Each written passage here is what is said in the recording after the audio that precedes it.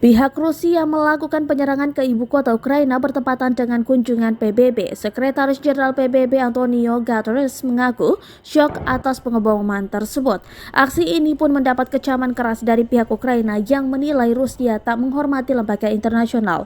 Dilansir dari tribunwall.com dan The Guardian, Jumat 29 April 2022, Rusia menyerang Kiev dengan serangan rudal jelajah ketika Sekretaris Jenderal PBB mengunjungi kota itu. Presiden Ukraina Volodymyr Zelensky mengatakan serangan itu terjadi segera setelah pembicaraannya Guterres dilakukan.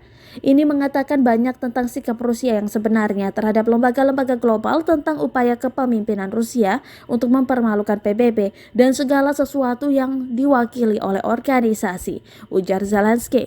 Oleh karena itu dibutuhkan respons yang kuat untuk impuhnya. Guterres mengatakan dia terkejut dengan serangan rudal. Bukan karena saya di sini, tetapi karena Kiev adalah kota suci bagi orang Ukraina dan Rusia, terang Guterres. Dalam pidato malamnya, Zelensky mengatakan serangan rudal di Kiev dan kota-kota lain membuktikan bahwa Ukraina tidak bisa lengah. Dia pun berterima kasih kepada Amerika Serikat atas pasokan dana baru yang diusulkan oleh Presiden Joe Biden. Penyelamatan ini tidak hanya untuk rakyat kami, ini adalah keselamatan untuk Anda semua, untuk seluruh Eropa, kata Zelensky.